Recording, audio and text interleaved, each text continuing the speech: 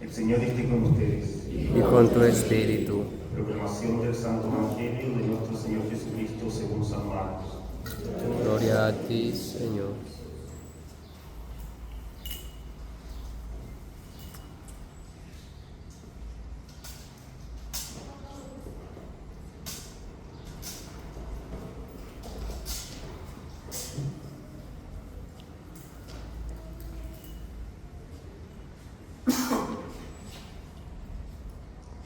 En aquel tiempo se acercaron a Jesús los hijos de Zebedeo, Santiago y Juan, y le dijeron: Maestro, queremos que nos hagas lo que te vamos a pedir. Les preguntó: ¿qué queréis que haga por vosotros? Contestaron: concédenos sentarnos en tu gloria, uno a tu derecha y otro a tu izquierda. Jesús replicó: ¿no sabéis lo que pedís? ¿Podéis beber el cáliz que yo he de beber, o bautizaros con el bautismo con que yo me voy a bautizar? Contestaron: podemos. Jesús les dijo: el cáliz que yo voy a beber, lo beberéis, y seréis bautizados con el bautismo con que yo me voy a bautizar. Pero el sentarse a mi derecha o a mi izquierda no me toca a mí concederlo, sino que es para quienes está reservado. Los otros 10, al oír aquello, se indignaron contra Santiago y Juan. Jesús, llamándolos, les dijo: ¿sabéis lo que son reconocidos como jefes de los pueblos los tiranizan, y que los grandes los oprimen? No será así entre vosotros. El que quiera ser grande entre vosotros, que sea vuestro servidor. Y el que quiera ser primero, sea esclavo de todos. Porque el Hijo del Hombre no ha venido a ser servido, sino a servir y dar su vida en rescate por muchos. Palabra del Señor. Gloria a ti, Señor Jesús.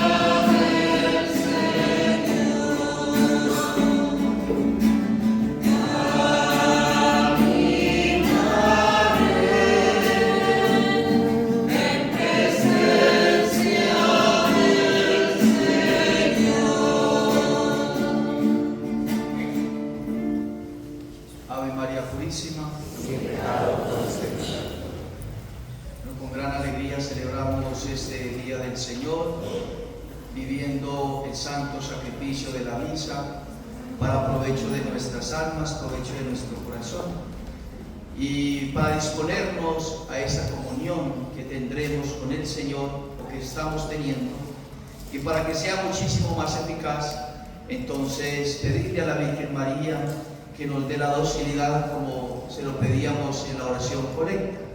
Hoy pedíamos en el inicio de la Eucaristía, en esta oración colecta, precisamente tener un corazón sincero para hacer la voluntad de Dios. Y ese es el tema de la liturgia de hoy.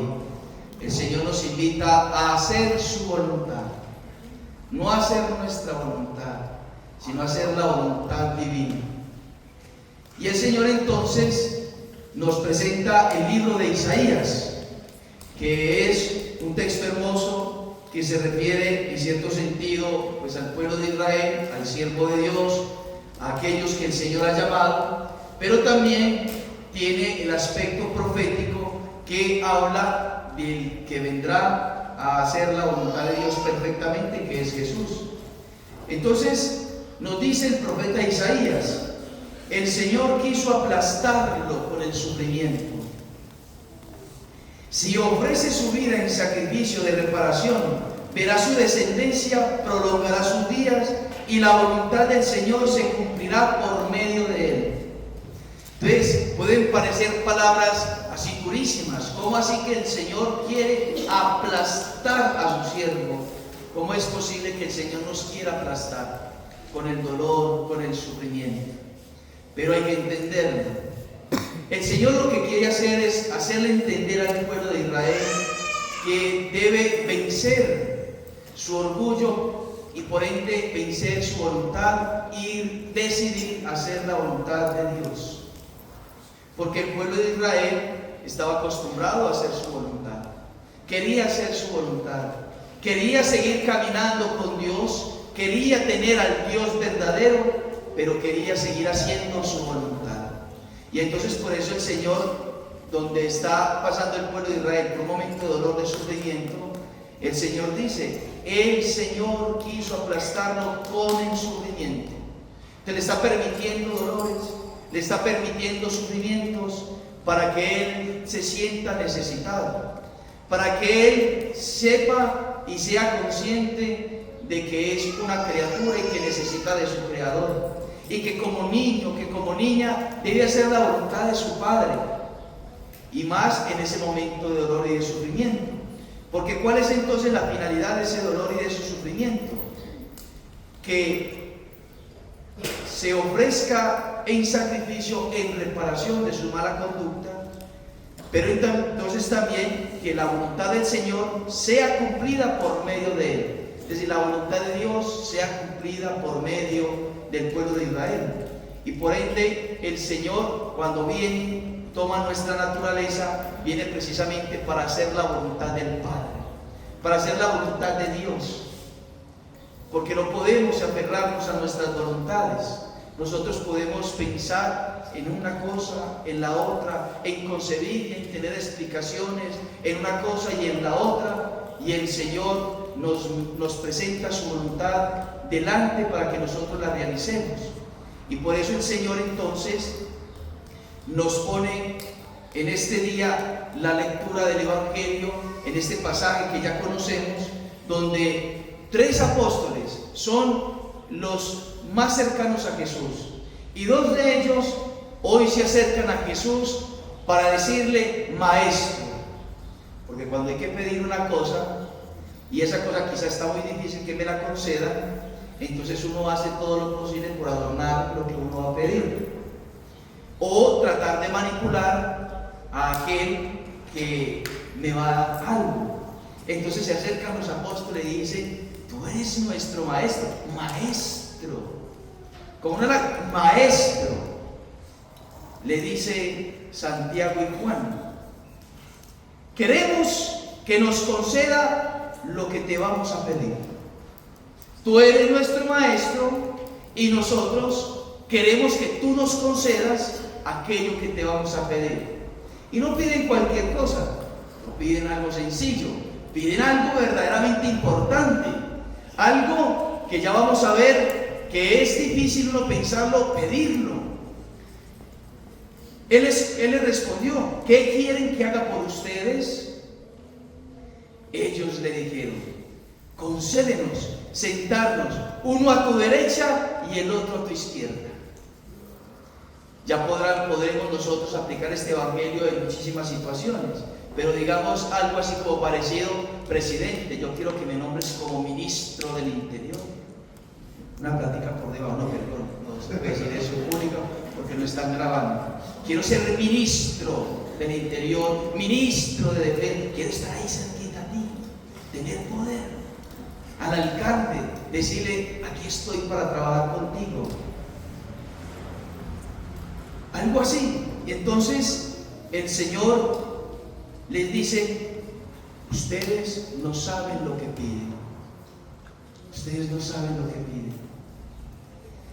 Pueden beber el cáliz que yo beberé. Ustedes estarían dispuestos a beber el cáliz, es decir, a sufrir la pasión que yo voy a sufrir, a vivir. Voy a dar mi vida en la cruz. ¿Ustedes serían capaces de pasar por esa cruz? Sí, maestro, claro que sí, estamos dispuestos a todo. Cuando viene la pasión, ¿estuvieron ellos ahí? No estuvieron. Más adelante lo van a aprender y van a saber que no está en sus fuerzas, en la voluntad de Dios, en la cosa de Dios. Y entonces el Señor les dice: ustedes beberán el cáliz que yo beberé y recibirán el mismo bautismo que yo. Pero en cuanto sentarse a mi derecha y a mi izquierda, no me toca a mí concederlo, sino que esos puestos son para quienes han sido destinados. Tomemos el contexto del Evangelio. ¿Quiénes son esos dos apóstoles? Sí, los apóstoles, el Señor los llamó, sí, muy bien que el Señor los haya llamado. Tienen importancia porque el Señor los llamó, pero ¿quiénes son? Dos simples pescadores, que el Señor se encontró, que el Señor salió a su encuentro y les llamó, pero son los pescadores. Ahora bien, pongamos el paralelo con Nuestra Señora, la Virgen María. ¿Quién es Nuestra Señora? ¿Quién es la Virgen María? Pues la Virgen María es nada más ni nada menos que la creación perfecta de Dios. ¿Quién es Nuestra Señora? Nada más ni nada menos que la Inmaculada Concepción, la que ha sido concebida sin pecado, es decir, la amiga de Dios, la amiga de Dios. ¿Quién es la Virgen María? La siempre Virgen, es decir, Virgen antes, durante y después del parto. ¿Qué mujer tiene esa capacidad, ese título? Nadie. ¿Quién es la Virgen María? Nada más ni nada menos que aquella que es madre de Dios, es decir, no madre del presidente más importante del planeta, sino madre de Dios, del Hijo eterno del Padre. ¿Quién es la Virgen María? La que gobierna los ángeles, la que está por encima de los ángeles, por gracia. ¿Quién es Nuestra Señora? La Virgen. Ella es aquella que se llama en las letanías la Reina de los Apóstoles. ¿Quién es Nuestra Señora? Y podemos decir aquí y narrar todo lo que podamos de hermoso, de bello hacia Nuestra Señora y quedamos corticos. Digámoslo así, Nuestra Señora es lo más grande que Dios pudo haber creado para nosotros. Pero ella, les pregunto, mereciéndose el primer puesto, ella, mereciendo estar a la derecha de su Hijo, ella, porque ella es ella es madre del Rey. Jesús es el Rey y ella es madre del Rey. Por ende, le toca a ella ser reina, así como Salomón, que consideraba a su madre como reina y la entronizó y la puso allá como reina del pueblo. Él era el rey, pero su madre era reina. La Virgen María le dijo a Jesús: concédeme estar a tu derecha. ¿Podía serlo? Sí, pero ella en su humildad no quería hacer su voluntad, sino la voluntad de Dios. Y por eso entendemos unas palabras tan sabias de la Virgen María, o las tenemos y que las deberíamos de imprimir en nuestro corazón, poner impresas, así como marcan al ganado, así, con un sello. Ese sello debería estar en nuestro corazón. He aquí la esclava del Señor, hágase en mí según tu palabra. Ella no pidió el primer puesto, ella no pidió hacer su voluntad, ella no pidió tener los primeros puestos, ella no le pidió nada al Señor. Es más, la Virgen María, cuando ella está ahí en las bodas de Caná, ¿qué les dice a los apóstoles? ¿Qué les está enseñando? Hagan lo que Él diga. Ella como reina, ella le pide un favor a su hijo, pero hagan lo que Él diga. Si lo hacen, bendito mi Dios. Si no lo hace, bendito mi Dios. Obviamente la Virgen María sabía que su hijo lo iba a hacer, porque su voluntad está totalmente en consonancia, en comunión, está armonizada completamente con la de su hijo, de tal manera que la Virgen María nunca podría pedirle algo que fuese contrario a la voluntad de Cristo, que fuese contrario a la voluntad del Padre. Por ende, la Virgen María nos enseña a hacer la voluntad de Dios. Ella nos enseña a hacer la voluntad de Dios. Y es que apliquémoslo a nuestra vida. Nosotros somos bautizados, nosotros somos la mayoría confirmados, nosotros la mayoría comulgamos el cuerpo de Cristo, nos alimentamos de la palabra de Dios continuamente, habitualmente. Por lo menos debería ser así. Y resulta que podríamos de nosotros decir que seguimos a Jesús, como Santiago y como Juan. Pero ¿será que en nuestra vida nosotros vivimos para hacer la voluntad de Dios, para hacer la voluntad divina, o para que Dios haga mi voluntad? Para que Dios haga nuestras voluntades, como Santiago y Juan. No piden: Jesús, queremos hacer tu voluntad. ¿Cuál es tu voluntad con respecto a nosotros? ¿Qué quieres tú de nosotros? ¿Quieres que yo sea un servidor de todos mis hermanos? Yo quiero que tú quieres que yo sea como tal, o que esté yo a tu derecha o esté a tu izquierda. ¿Qué es lo que quieres, Jesús? Sería lo bonito, sería lo más perfecto que hubiesen dicho los apóstoles. Pero aunque esto lo viven de esta manera, los otros apóstoles no se quedan atrás, porque cuando escuchan que Santiago y Juan le piden a él los primeros puestos, ellos sienten envidia y entonces se van en contra de Santiago y Juan, y ahí con una riña. Hoy el Señor nos pide que vengamos a la Eucaristía no para hacer nuestra voluntad, sino para hacer la voluntad de Dios, para hacer la voluntad divina.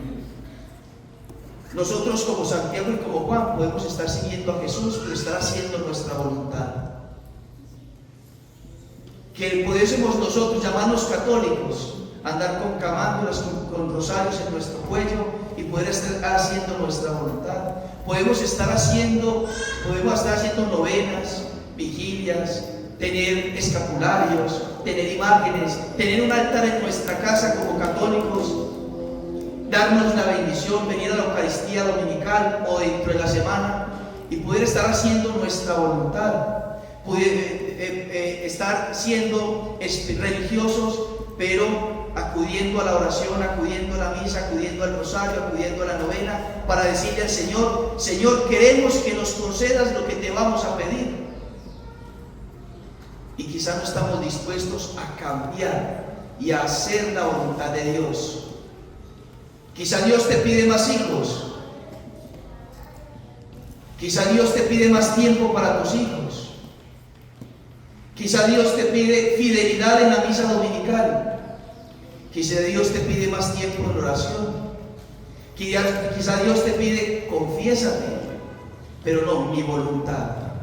Quizá Dios te está pidiendo: deja el adulterio, deja la fornicación, pero no mi voluntad.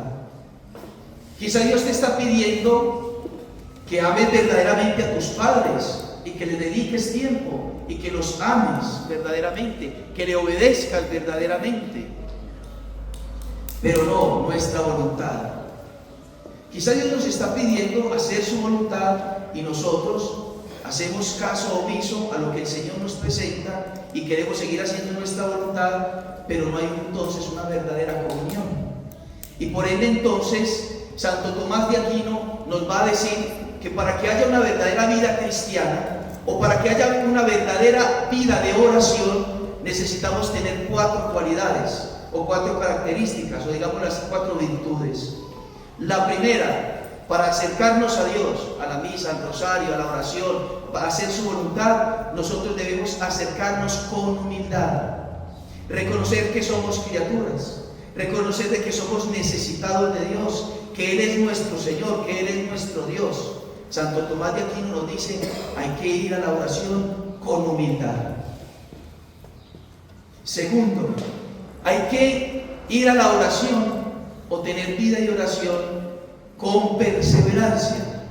No es un domingo sí y otro domingo no. No es un día sí y otro día no. No es como a nuestra conveniencia, como a nuestras ganas. Es que yo hoy sí siento ganas, pero de pronto mañana no. Hoy no tengo ganas y de pronto mañana sí. No es nuestra conveniencia. Santo Tomás nos exhorta entonces a que seamos perseverantes. San Pablo lo va a afirmar en la carta a los Hebreos, que nosotros permanezcamos firmes en la confesión de nuestra fe, y la fe se actualiza en cada momento que usted se plantea hacer la voluntad de Dios en todo. Perseverantes, Tercero, que nuestra oración y nuestra vida sea confiada a Dios. Es decir, que nosotros tengamos confianza. Así como un niño está confiado en los brazos de su padre o de su madre, o está al lado de su padre y de su madre, el niño o la niña se sienten confiados. Nada les faltará, están confiados. Viene el dolor, viene el sufrimiento, viene la dificultad, viene la prueba. Está pasando mi familia por alguna situación difícil. Estoy pasando por un momento difícil en mi vida personal. Confianza. No desisto, firmes en la fe. No desisto, sigo adelante, confío en mi Señor. Él me ama. Él tiene todo para darme. Él me está viendo. Él me está sosteniendo. Él me acompaña. Ahí está mi madre. ¿Qué me va a poder faltar si ella está conmigo? Nada. Confianza. Y cuarto, depende de la cuarta para que se vivan las tres. Y eso es lo que el Evangelio de hoy nos quiere introducir. Dice Santo Tomás, que nuestra voluntad, que nuestro querer, que aquello que vamos a pedir sea concorde a la voluntad de Dios. Y no es otra cosa que aquello que dice el apóstol San Pablo: tengan los mismos sentimientos de Cristo. ¿Cuáles son los sentimientos de Cristo? ¿Qué es lo que el Señor siente? ¿Qué es lo que el Señor quiere? ¿Cuál es la voluntad de Cristo? Y entonces el catecismo de la Iglesia Católica, hoy domingo, es un muy buen día para entonces dedicarnos un momentico a la oración, un momentico a la lectura espiritual. ¿Cuándo fue la última vez que usted leyó el catecismo de la Iglesia? Pregúntese. ¿Esta semana lo ha leído?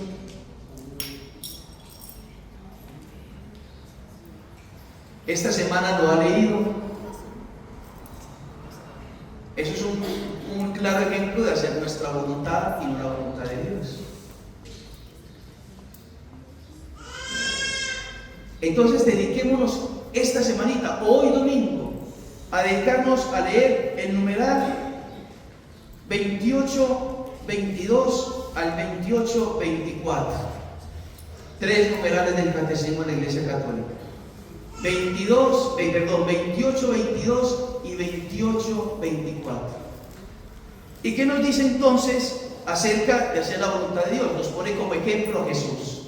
Y entonces Jesús dice la carta a los Hebreos, dice el catecismo, cita el catecismo, Jesús dijo al entrar en el mundo, o sea, en la carta a los Hebreos nos dice que cuando Jesús entró al mundo, le dijo al Padre: he aquí que yo vengo, oh Dios, para hacer tu voluntad.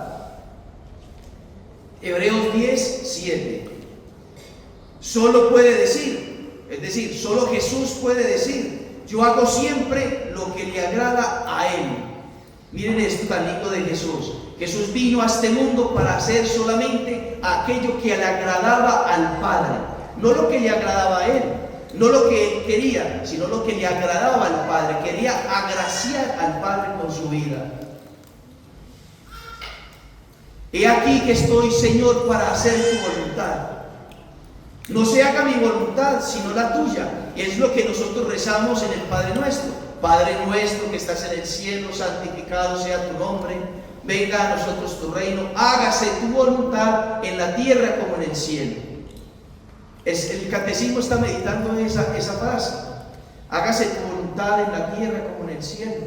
Esa oración que nosotros quizá rezamos muy rápidamente, que quizá no la hemos meditado lo suficiente y que le decimos todos los días al Señor: hágase tu voluntad en la tierra como en el cielo. Señor, que se haga tu voluntad. He aquí la esclava del Señor, hágase en mí según tu palabra. Que se haga tu palabra, que se haga tu voluntad. Esa es la frase que nosotros deberíamos imprimir, tener ahí en el celular, ponerlo ahí en la pantalla de entrada, ponerla en la pantalla de fondo, ponerlo en el estado de Facebook, de Instagram, de WhatsApp. He aquí que he venido para hacer tu voluntad. Que usted lo tenga en el baño, ahí en el espejo, donde usted se está mirando. He aquí que estoy para hacer tu voluntad. Que usted lo tenga detrás de la puerta para salir de su casa. Usted diga: he aquí que estoy para hacer tu voluntad. Que usted lo tenga en su habitación, en el comedor, usted lo tenga impreso y que lo tenga por todas partes. Pero lo más importante, que usted lo tenga impreso en su corazón. Porque hacer la voluntad de Dios es nuestra santificación, es nuestra salvación. Es nuestra salvación. Y tenemos que escuchar la palabra de Dios precisamente con esa docilidad que nos decía la oración colecta. Con esa sinceridad de corazón. Porque si no, la palabra de Dios va a ser un tormento para nosotros. Porque si no, cada homilía de cada domingo es un tormento para nosotros. Porque el Señor está hablando, está hablando, está hablando, está hablando en el interior. Haga esto, esta es mi voluntad, esto es lo que yo quiero. La pureza, la humildad, la obediencia, la virtud, la oración, el sacrificio. Y entonces el Señor te está hablando para hacerte crecer en amor, para hacerte crecer para el cielo, para hacerte crecer a la virtud. Y entonces nosotros estamos ahí resistentes, resistentes, resistentes. Y entonces, claro, sale uno triste de la misa, porque claro, la voluntad de Dios me va chocando con mi voluntad y no se unen. Y puede que nosotros vengamos a la comunión y digamos comunión, voy a ir a comulgar, a entrar en comunión con Jesús sacramentado, pero quizá una comunión con el cuerpo y la sangre de Cristo, pero no con su voluntad. Podemos comulgar el cuerpo y la sangre de Cristo, pero sin tener la comunión espiritual con Él. Y por eso el Señor, el catecismo nos enseña eso. El Señor ha querido venir a hacer la voluntad del Padre. Y es más, el Señor dice, mi alimento es hacer la voluntad del Padre. Mi alimento es hacer la voluntad del Padre. Ese debe ser nuestro alimento, hacer que nuestro alimento sea, nuestra alegría sea la voluntad de Dios. Hacerla con alegría, hacerla con devoción, hacerla de inmediato cuando se nos manifiesta, hacer la voluntad de Dios. Así ha sido la voluntad de Cristo. Y cuando hacemos la voluntad del Señor, entonces seremos felices. El Señor quiere que nosotros hagamos su voluntad porque nos quiere hacer felices, porque nos quiere santos, porque quiere Él que amemos como Él, tener los mismos sentimientos de Cristo, pensar en lo que el Señor piensa, escuchar lo que el Señor escucha, desear lo que el Señor desea, amar solamente aquello que el Señor ama, vivir solamente aquello que el Señor vivió y vive, o que nos pide vivir en el Evangelio, tener los mismos sentimientos de Cristo. Ese es nuestro alimento. Pidámosle a Nuestra Señora, la esclava del Señor, que nos enseñe no a buscar los primeros puestos, no a hacer nuestra voluntad, sino a hacer la voluntad de Dios. Que así sea.